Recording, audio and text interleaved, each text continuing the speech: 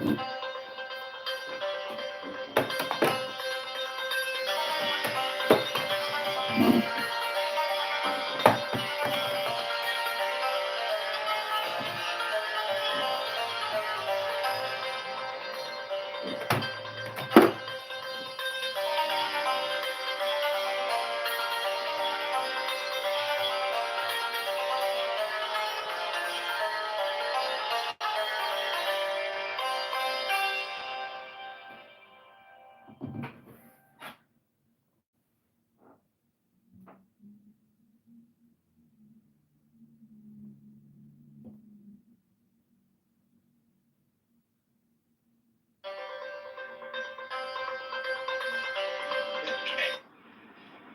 don't want to be on the speaker. You don't want to be on speakerphone when everyone's around and have a conversation. What's going on, everyone? I just made this.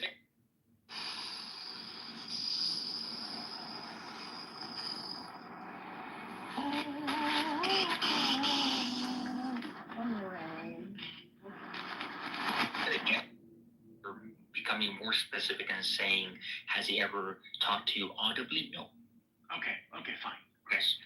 But there is another means of speaking because we're dealing with God, right? He doesn't have to speak like us, right? So it says in Romans, and this is what my experience is, right? In Romans 8, it says, Romans 8. You don't remember? No, I remember the words, but I don't remember the verse. That's it. Just tell us the words then. What do you? Verse 6. Able to lie constantly with impunity to a captured audience that you've convinced that like you're the only true source of information because everybody else is bought. So I treat every independent journalist with an immense amount of suspicion. Well, Kevin, your sentiment would ring true until COVID happened, and then it seemed like every single media company lied to a bunch of people's faces. They were mostly correct about everything. Yeah, that's actually, no, I completely disagree with. Kevin, just wait. Think about this. Because we talked about Joe Rogan, if everyone remembers, took ivermectin, and people called it a horse dewormer, not saying the actual, it has been used as a horse dewormer, but they weren't saying that there was actual health benefits, that the reason why he was taking it, right? And they literally almost got sued based off of it, but then they decided to all redact. This was on CNN. Yeah, I mean, right? If that's the best example, you're gonna have to do better. That's just one. Okay, yeah. Well, you went for that one. I mean, at the time, I thought that it was a little bit of a. Wait, real quick, I'll just address that one. I thought that was a cheap shot for sure, but it's not incorrect. I mean, it's like. Really, the point is that it's an anti-parasitic drug that you're using to treat a coronavirus, and that hasn't been proven to be effective. There's been the only studies, I've looked at this is what I mean. So you can poke fun at the media for calling it a horse dewormer, but I've looked at all of the studies that people reference, and they're one of two types of studies. You have these non-randomized cohort studies where you're looking at groups of people in third world countries, and many of them are likely to do better with COVID if they are on ivermectin, probably because people in those countries have lots of parasites. But there was no double-blind prospective studies. Yeah. And then the other studies that you have with ivermectin are cell studies or in vitro studies where you are able to kill pathogens and kill cancer cells, but only at extremely high doses that would literally kill a person. So yes, you would kill the coronavirus if you gave someone enough ivermectin to kill them, because they'd be dead. Yeah. No. Again, Kevin. That's not the point. My point was that they called it. So that's a win for mainstream media. That's a win for mainstream media. But again, that's just one. That's just the Joe Rogan example. But there's also the example of when they had to pay over $50 million to that family of the kid who drum in front of an Indian. Do you remember this story? He wore a MAGA hat. Yeah. That was they lost a defamation lawsuit based off of this. And then, that was a good ruling. That was a good ruling. Yeah, and then Fox News lost a defamation lawsuit, if everyone remembers, about the voter box. Yeah, 800, like $800 million. Yeah. So, but I think, but listen, both of these examples are them being held accountable. So I don't think it proves the point. Alex Jones is held accountable. He lost oh my God! Well, after I'd say that when you're dealing with, he was only able to be held accountable because he had assets worth going after. He was one of the largest alternative media personalities. All of these like little tiny media people you see online, these like 10K, 50K follower people, who collectively make a lot of noise and spread around a lot of misinformation. There's no point in trying to litigate after them. They don't have the fucking money. It's not like most of them will never be held accountable. Mainstream media is far more likely to be held accountable than alternative media. Well, yeah, again, if you have a small following, yeah, you won't be held accountable. But this man, Ian Carroll, does have a large following. He has, I think, a few million people follow him on Twitter. And he's been on a bunch of large YouTube channels now. But so I want to talk about this because he came on and he made a really interesting claim. And I wanted to see. Was it about 9/11 or the USS Liberty? No. No, but that's a fun one. No. Which the 9/11's more conspiracy. USS Liberty is not conspiracy. It's just. Well, yeah, I mean, the Israeli government like apologized for it and paid money for it. Yes, but so really no conspiracy there. But they're one of the only countries to ever attack and kill U.S. troops and not be penalized through actual military action, which is a very interesting thing. But wait, Keegan, that's one of the kinds of claims that you probably heard someone say and then never actually bothered to check. Oh no! Why don't you look up how many times has countries attacked a military vessel, whether it's a military base or a military unit, and see what countries we have not gone to war over because of that. I can point to one example of Iran striking one of our bases following our assassination of Soleimani, and we didn't respond. As a matter of de-escalation, we kind of figured we got one of their guys. They gave us warning. They hit one of our bases. We let it slide. That's just off the top of my head. I'm sure I can. Did any U.S. Well, again, that's also because we attacked one of their guys. We did. What did we do to Israel? Okay, took a phone call. Bad comparison. Meme, what's going on, Meme? Memes? Are you just reporting? Or are you engaged? Yeah. Did you listen to the Joe Rogan Experience? With who? With Ian Carroll. He had Ian Carroll on there? He had Ian Carroll on there. Whoa. And they talked about, and what I've been saying on Twitter, I've not watched all of it. I'm about an hour and a half in. But I thought, you know what, after an hour and a half in, I would love to see what people are thinking. Mm-hmm. Because they mentioned a story. They started talking about Jeffrey Epstein. Mm-hmm. They talked about how Jeffrey Epstein has ties to the Mossad, how his father had ties to the Mossad, how a lot of the people who backed money, whether it was a Victoria's Secret owner or Maxwell's family, all have tied to Israel and Mossad. And Jeffrey Epstein, he made the claim, Ian Carroll made the claim that Israel, because it's the Mossad, should be held accountable for at least some form of like, being involved in a sex trafficking ring. And people thought that was anti-Semitic. And I thought, I don't know if it has true, like, if, let's say the Epstein files do get released. I'm not saying they ever will, but if they do, and we do find that he had connections with the Mossad, and the Mossad was in with all this blackmailing he was doing, or honeypotting that they were doing, should they not be held accountable? What would you think? Well, I've heard Alex Jones say that the CIA is the biggest purveyor of child pornography as well as honeypotting, and that they make the Mossad and the Israeli government look like amateurs because we are the Disney of entrapment and honeypotting. and no one does it better than our intelligence services. That's what Alex Jones says. Now, I can show you an article of an actual hotel that was run by the CIA for honeypotting just in the past couple of years. I can also show you a CIA employee who was recently sentenced to jail for raping well over 100 people. Do you remember that guy? I do remember that story, which is a crazy story. Crazy. That is crazy. And now, I do agree that the CIA. I mean, you gotta think, right? I remember when the CIA. I was reading an article about how did the CIA get started, and was it Eisenhower who was under, right? That the CIA started under. Yeah, I mean it was World War II. Yeah, I think it was Eisenhower that started under though. So Eisenhower, he said what the goal was for the CIA is that he wanted to be able to publish in the public. He wanted like a newspaper where everyone could get the information that was going on around the world based on our intelligence.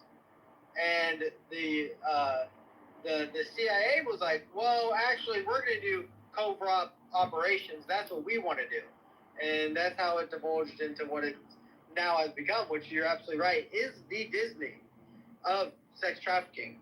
And maybe the Mossad is just Nickelodeon. I mean, listen, the fact that fucking Mila Kunis's husband, Ashton Kutcher, testified before Congress, was the administrator for like this large child, trafficking and content smut, database, and he had to resign his position because of his connection with Danny Masterson from that 70s show, who was a Scientologist who, viciously beat and raped women.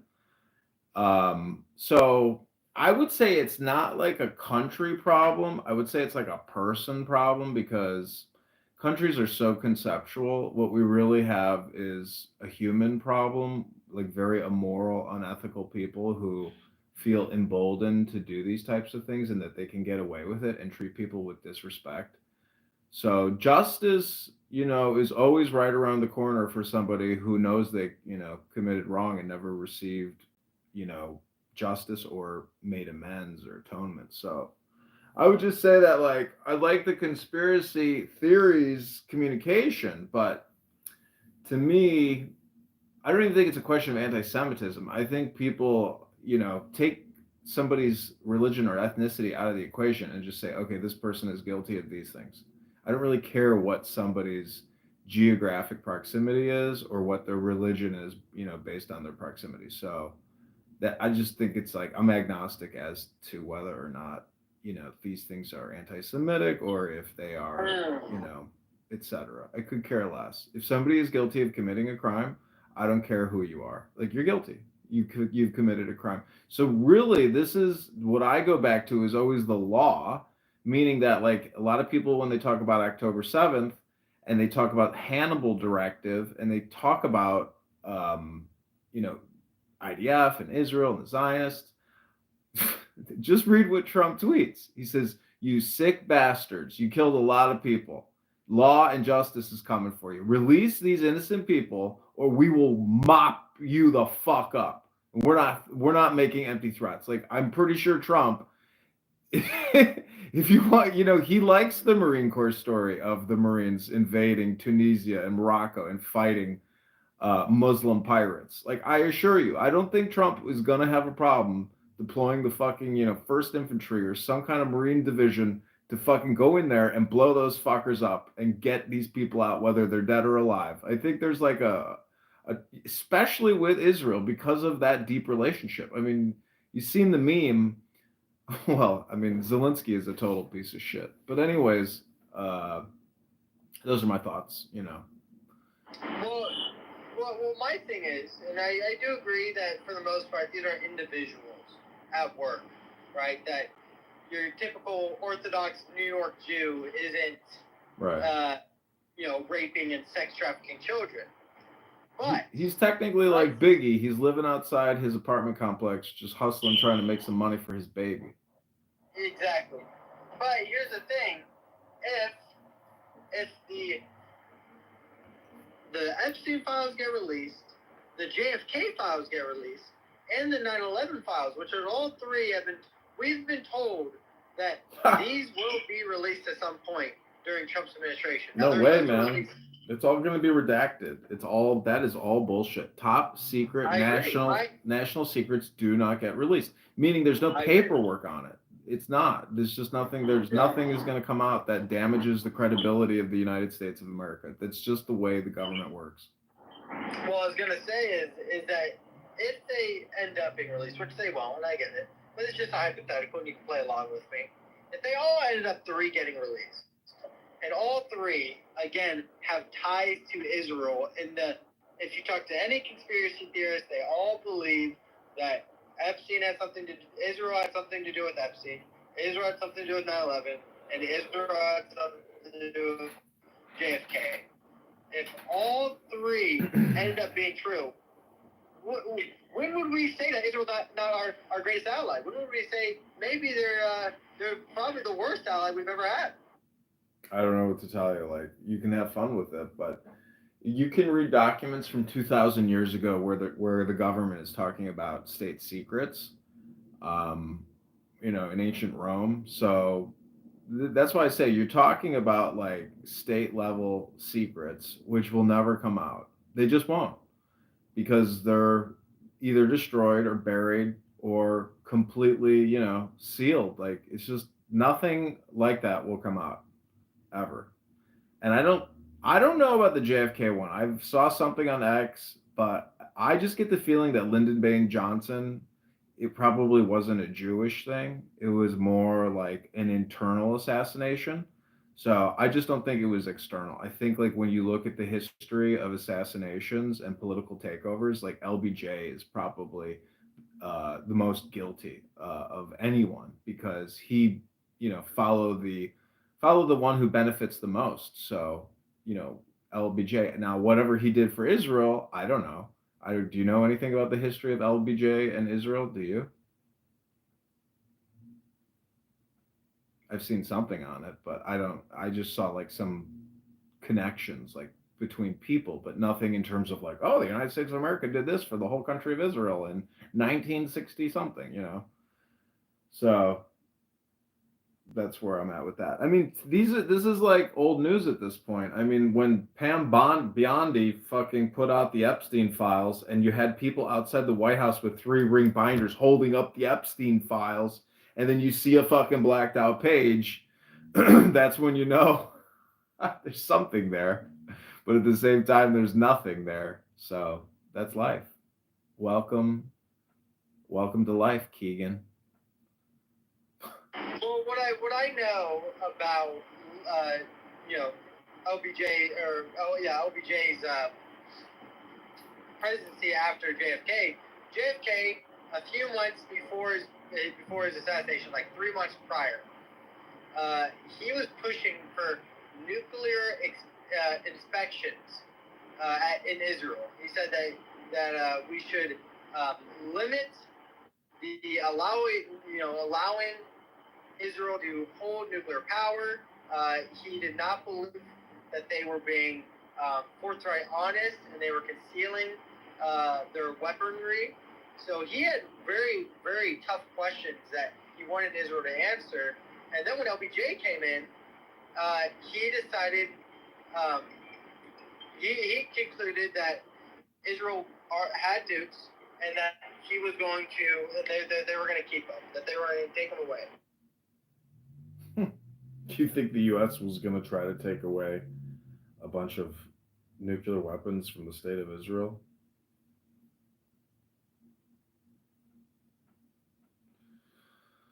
But I mean, Keegan, the whole point is now is all important. So, I mean, again, the Ian Carroll and Joe Rogan thing, I think it's not anti-Semitism. They're trying to act as historians.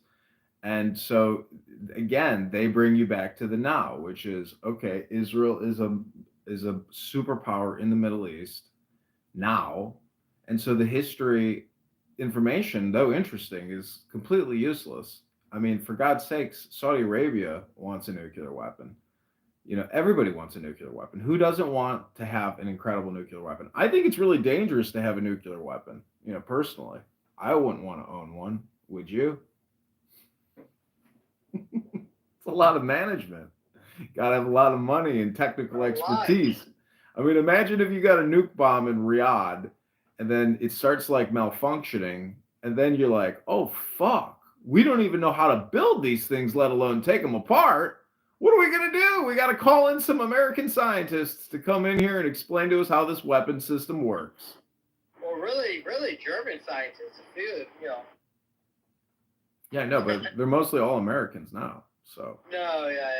Well, actually, because I looked this up, there's actually more German scientists in our nuclear development programs than there are American scientists right now in 2025.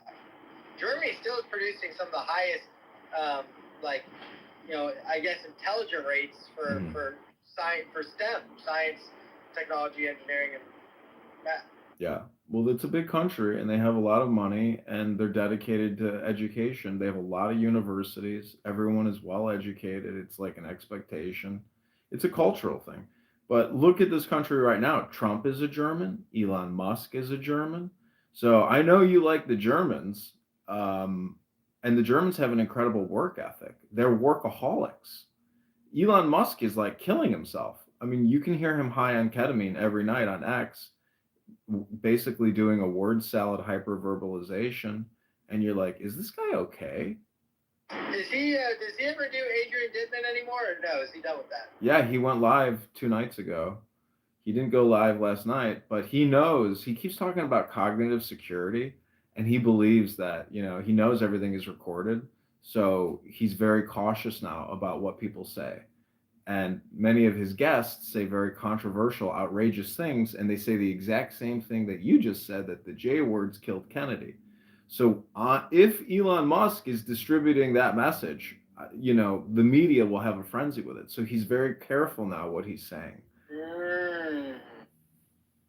He's very aware that he can't just go on his X platform and say whatever the fuck, he tells the people that he's had on there, you cannot come on this show anymore and just say whatever you want. Like, we have to have more responsibility in terms of like what we're talking about. So, but again, he's high on ketamine and he's tripping. So like 2 nights ago, he's sitting there hyperverbalizing. Like, no one even cares what he's saying because he's sitting there philosophizing high on ketamine. And then he's posting all these mystic sage memes about talking to the glowing orb.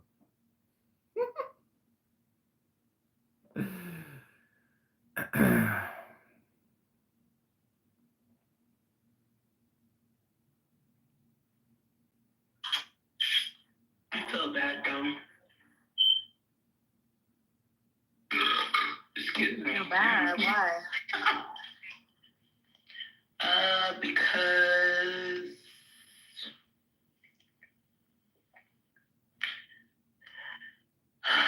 they make it seem like every time they bring it up, it's just this anti-Semitic thing that comes up, and I'm tired of it. Like, they act like this is a surprise. Like, she didn't tell them fuck them 50 times on this app already. You know what I mean? This is not new. You're definitely right about that. That's a lie. What's that? That's like a science.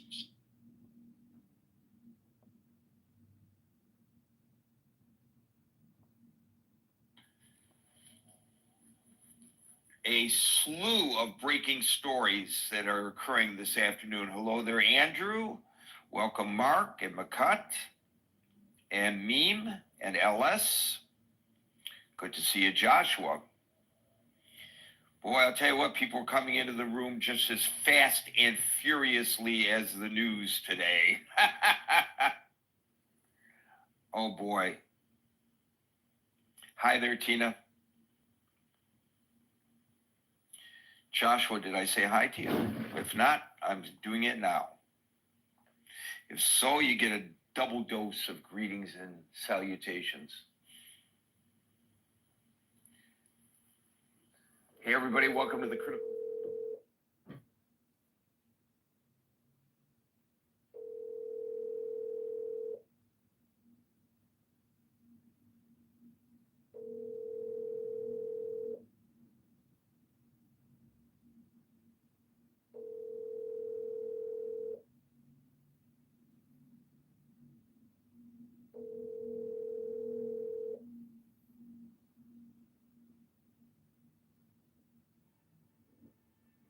Thrill you with tossing out the rules.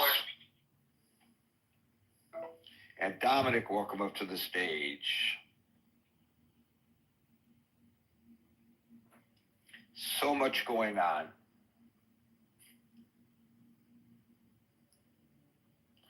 By the way, the president said today that Russia must make a peace deal from their perspective for reasons only he knows. I don't know what that means. Aziz, good to see you. Met as always. This call may be recorded for quality assurance. Thank you for calling Firestone Complete Auto I'll Care. toss out the rules in just a Schedule moment. an appointment, please press 1. And today's gathering will be a wee bit different from the norm.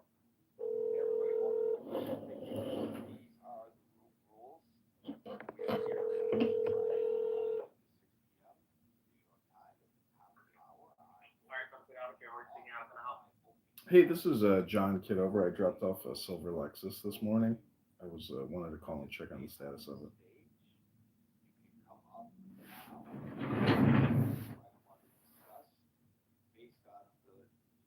Yes.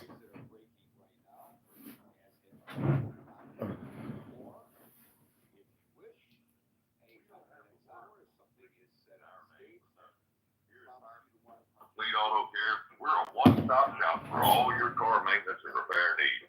We'll inspect your car bumper to bumper, top to bottom. I see them Help on the make stage. sure you and your car May get not back on the road coincide running with the safe order and in which you sound. see Go to yourself. So if it FirestoneComplete.com. appears that See all the ways we help keep your car running newer, longer. The word complete is in our name for a reason. It stands for the complete range of services performed by our expert technicians. Everything from tires, brakes, and oil changes to complete vehicle inspections. It also stands for our complete commitment to keeping your car running newer, longer, and keeping everyone in our neighborhood completely safe on the road. That's a lot of horsepower for just one word. Keeping your car well oiled shouldn't cost a barrel. an opportunity to make it possible for me to not. Hey, Yeah, so my technicians are still taking a look at it. We should have an update for you shortly. okay, I appreciate it. Thanks a lot. No problem. Okay, thanks, bye. Officially from 5 p.m. to 6 p.m. New York time at about 5 minutes to 6. We will no longer be inviting people onto the stage. But if at the 6 o'clock hour you are already on stage and in queue, we will go into extra time to give everybody an opportunity to speak. So with that, I welcome you to the Critical Thinking Forum. We're going to get started in a very short period of time. I also invite you to click on the link above, which will take you to the Critical Thinking Forum community chat on Facebook, and you may join and you may participate. It's there 24 hours a day, 7 days a week. So you're welcome to comment on the topics we discuss in the room, typically, before, during, and after the time we have together here on Clubhouse. And today would be a good day to do so because I have listed all of the breaking news. It's almost like I flooded the room. I did flood the chat. There was so much going on today, and it was rapid fire, the breaking news. And in one case, I posted one thing, and then within 5 minutes, that changed. So I'm going to go over it here at the top of the hour in reverse chronological order. So it may seem a little disjointed, but that's how we're going to do it. By the way, also at the Critical Thinking Forum page, group chat, there are 2 links, one to a Substack essay that I wrote and one to a Medium essay that Dr. Francine wrote, which is apropos to our discussion today. And with that, we are now at the top of the hour. Welcome to the Critical Thinking Forum. We are here Monday through Friday from 5 p.m. to 6 p.m. New York time. Generally, I say we pick a topic and we stick to that topic. And you know that when people stray from the topic, I try to redirect them to ensure that we don't get distracted by different agendas that folks may have. We try to keep it on one issue. And I think that's a good programming decision on my part, and it has worked really well, and I've stuck to it until today. And the reason I have not stuck to it today is because so many things have occurred that I just can't, in good conscience, grab one of them and say, this is what we're going to talk about. So I am going to just list in reverse chronological order the things that I have taken note of today, this afternoon, the last 2 hours precisely. And I implore you to please pay attention because there's a lot I'm going to throw at you. And welcome Marshall, Anson, Norm, and Paul as well.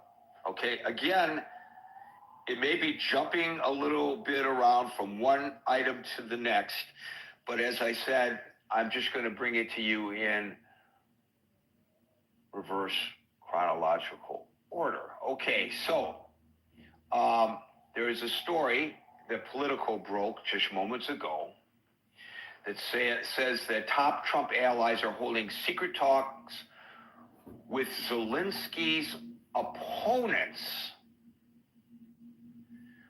over Ukraine. Secret Ukraine talks underway with Zelensky's opponents. Now, the president did say in a little gaggle that he held in the Oval Office not too long ago that Russia is motivated to come to a peace treaty for reasons he only knows. I have no idea what that means, but that's what he said. Okay, another story that's very much related. Europe is stepping up to the plate in its own defense. This is the headline from the AP.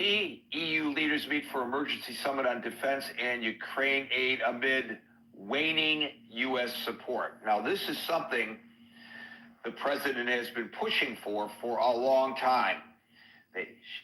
He has complained that some of the EU nations who are members of NATO have not paid their fair share to NATO. This comes as no surprise to anyone.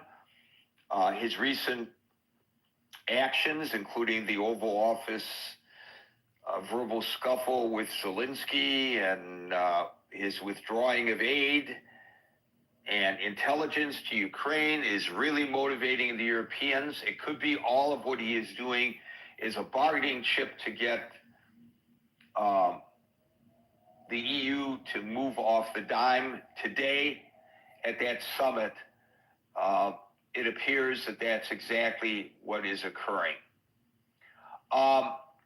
The other thing has nothing to do with Ukraine, but this is also from AP, and the headline is Trump changes course and delays some tariffs on Mexico and Canada. Interestingly, I had posted a story that said that Trump had delayed some tariffs on Mexico, but had not with Canada. And then within 5 minutes, the story broke that Canada was also now included in this delay of tariffs. I will point you in the chat linked above to Dr. Francine's article, which may explain this philosophy of major decisions being made by the administration that they then back off on. Because apparently, and she used to work on in the tech sector, this is not uncommon in the tech sector, that people will make major changes until there's a huge pushback, and then they'll say, okay, this wasn't a good idea, but the ones that there wasn't a major pushback on, we will stick with. These will be the ones that we move back to the previous policy on. It's a technique to help them determine what may be the best course to take. I don't get it. I really don't understand it, but that is a technique. And that may be what's going on here today, and it might be instructive to read her essay, which is linked to in the chat. But at any rate, there's now a rollback on some of those tariffs. There's another major rollback that we're going to get to in just a second. Ukraine peace talks are scheduled in Saudi Arabia for next week. That's also something that the Associated Press reported on. And then the one that I think started it all off for me this afternoon, and that is Trump clips Musk's wings. And he's put new limits on Elon Musk. It's so-called Doge, and I say so-called because they call it a department, but it really isn't a department. No longer will unilaterally make cuts to any government agency. They will make recommendations for cuts, and then it will be up to the various agency heads and cabinet members to decide which one of those cuts or how many of those cuts ought to be adopted. However, even as the president explained to reporters, and by the way, this was a cabinet meeting that he presided over, and Musk was there, where he announced this change in policy. But even with that, he does leave the door open for Musk to go back to unilaterally cutting the various budgets. He said we have capable people who are in the positions, who are in a good position to look at these recommendations that come from Doge and decide how to implement them or whether to implement them. But if they fail to take the kind of action that he believes is necessary, he will give the power back to Musk to do it himself.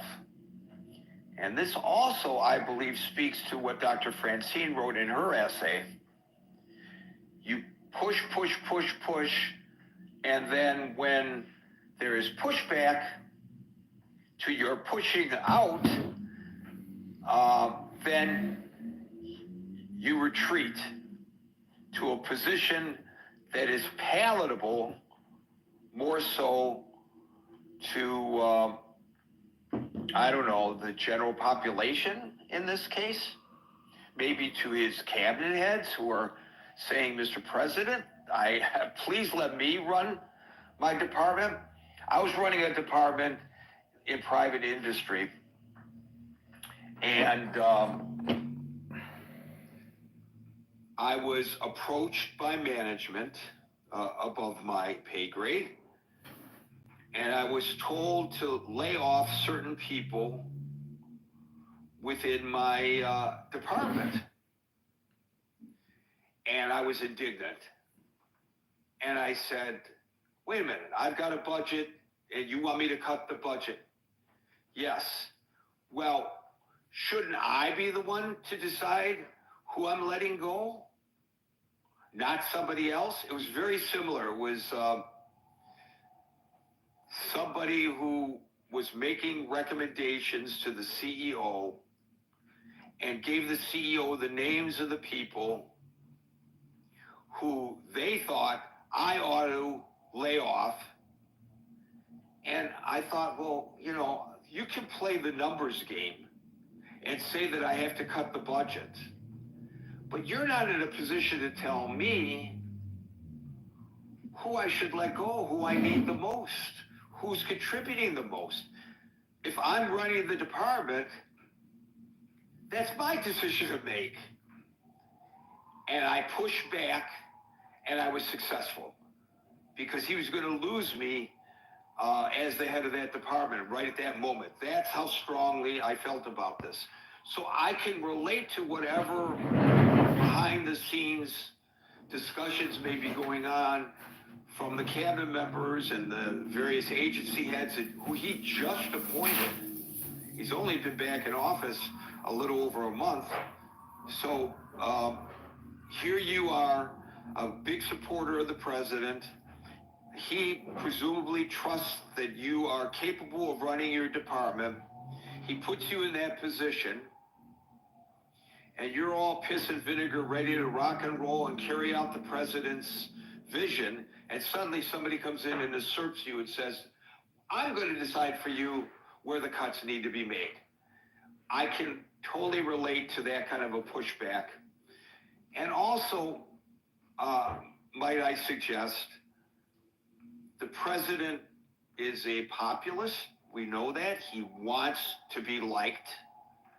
I don't think anybody would argue that statement. And I've talked to a lot of people who are huge Trump supporters. They're MAGA folks who are appalled not by what they've been attempting to do, but the manner in which it has been prosecuted by Mr. Musk. They feel very uncomfortable, and they're speaking out loud about it, which in my experience, the MAGA folks I know are reticent to really criticize what the president is doing. They criticize his form, but not his substance. Well, a lot of my friends who are huge Trump supporters are not happy about the, I call it the sledgehammer approach, but maybe we should call it the chainsaw approach for obvious reasons of Mr. Musk. And now we see the president pulling back on the reins a little bit here, and we'll see where this leads us and whether the cuts that are coming in the various departments will be a little bit more judicious. It's quite embarrassing. Not the court challenges, which sometimes reverse the cuts, as I don't find that embarrassing. I find that part of the process. But I think it's embarrassing to the administration that they, without proper analysis, remove people from their employment, and then almost immediately, probably the head of the department or one of the subordinates to the head of the department brings out how vital these people are to the operation, and then they have to, as the term has been called, unfire them.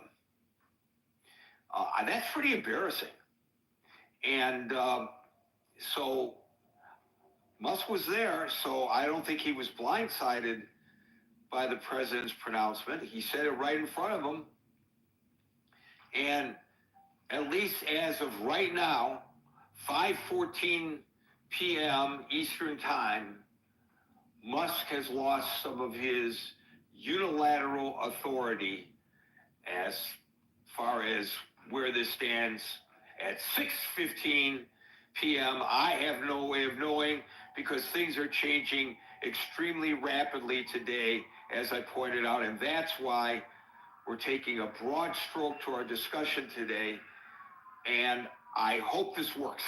We will see. I will open it up to folks to now join in the conversation in the order in which I see them, and today that order begins with Marshall. Hey, Gary. How you doing? I am good. I'm glad that the president has decided to put some limits around Musk. I think it's a good idea. The idea of him being unaccountable or nearly unaccountable, I think, disturbed a lot of Americans. Even so far as that's not the way government is usually run, and so people are just not used to that. And I was inside Staples doing something, so I don't have a ton to say other than that, actually. So I'll go ahead and leave it there. Wait a minute. You were inside the stable? No, Staples. Staples. I had a Staples. I had a giant bucket of old batteries, Oh. and then Kellen doesn't take them, and TCEQ, Texas Environmental Quality, doesn't take them, but apparently Staples does. And they send them That's to really the good to know, somewhere. because most people just take them and toss them into the trash, and that's not good for the environment. It can pollute the groundwater, make it undrinkable. Right. Well, I thought you said stables, and I had the impression of you with horses on the border with Mexico, and and if that was the case, Marshall, I might change my vacation plans to impose upon you, because wouldn't that be great, just riding along the Rio Grande Valley on a horse to check out what's going on over there? Although apparently there's not much action any longer, because they buttoned down the border pretty well. But anyways, thank you for that, Marshall. Scott. Well, Gary, it's good to be here. As always, my friend. And fast and furious things are. I mean, but this is, again, as Steve Bannon said, muzzle velocity, man. I mean, I don't think this is accidental. I think it's by design. But yeah, this is pretty wild. I mean, just a lot happening at once. I think the Musk thing probably seemed to some degree inevitable at some point. I mean, look, even Bannon only made it, a year. What did he say when he got fired? He said, I made it 53 Scaramucci's, because I think the mooch only lasted a week. But, yeah, I mean, I think Trump is incredibly sensitive to media coverage, right? And, he's coming off a State of the Union where he's got great numbers, right? I know, of course, it's probably a more Republican viewing audience. I mean, that's the conventional wisdom, right? The opposition doesn't watch as much. It was certainly true anecdotally. I was one of the few friends of mine on the left that watched, because I love watching Trump. I could watch Trump all day. I just find him so entertaining and sometimes so absurd, but just never boring. But Trump is so sensitive to media, right? He consumes a lot of media coverage. And he knows damn well that Elon's not playing well everywhere. And look, I mean, some of the stuff is eventually, as the media gets this out there, and I think if people have some questions, and is this reckless? Is this too much, too fast? So I think this is, I think this is pretty prudent to sort of say, hey, I'm paring this back a little bit. I think it's a pretty prudent move. It doesn't mean Elon's out yet, right? He's just doing something prudent, right? Hey, we're going to have a little bit of a process here, instead of having Elon with a chainsaw and his team of 20-year-olds. Saturday Night Live parodied this pretty well I guess it was last weekend maybe, when Mike Myers was playing Elon, and he came in with his intern, Big Balls, who was bragging about having an arm. That's hilarious. Yeah, and the Big Balls was like the 21-year-old, and he was saying, "Hey, we just hacked in and fired 3 people for the Joint Chiefs, all black and women." And I mean, it was, but I mean, this sense, right? And it's a good parody, but this sense that this is just out of the norm and bringing it a little more into normative culture is probably a smart move. Yeah, I mean, we've got peace negotiations coming up. We will see. This is interesting. I wonder if he'll continue to, give Zelensky a hard time. It is funny. I can't help but bring it up again that so many of my friends remind me you're going into a negotiation and you can't say bad things about Putin. You can say bad things about Zelensky all you want. That's fine, but not Putin. So it's just very interesting. So. Yeah, it is breakneck. It is at a breakneck pace, Gary. And, my seatbelt is buckled, even though this is one of the few libertarian things about me, Gary. I don't like wearing seatbelts. I do it. I do it begrudgingly. I do it with a little bit of a sort of defiance. But my seatbelt is buckled, and I'm here for the ride. Thank you, Gary, and God bless. Did you know that, what should we call it? Oh.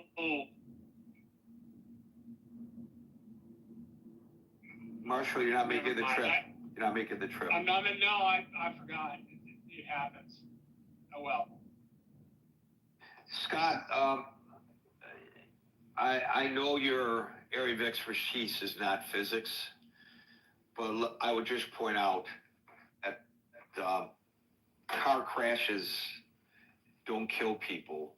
It's the secondary collision between the individual and the car. You know, Gary, I do it. I buckle up. I don't like it, but I do it. But I just want to point out that when the car is going 60 miles an hour and it suddenly stops, the individual in the car is still going 60 miles an hour. So just imagine if you're standing on the street and a car is going 60 miles an hour and it hits you, although in this case, you're hitting the car.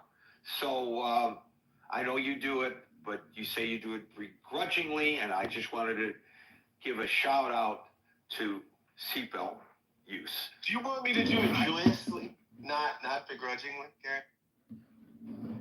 No, I'm just glad that you do it, but I don't understand how that's a libertarian standpoint. Well, they can't tell me that I have to. Blah blah blah. It is. It's the only ounce of libertarianism in me, right? That just don't tread on me. I don't want to buckle my seatbelt, but I do. Would the libertarians argue that as many people as you can pack into an elevator is okay, but the rule that only X number of occupants can ride in the elevator? Anyway, that's another issue. But this is where the extreme libertarianism doesn't make much sense to me. Look, our dear friend Richard has said in rooms that he doesn't even think you need the government to make roads or anything like that. I mean, he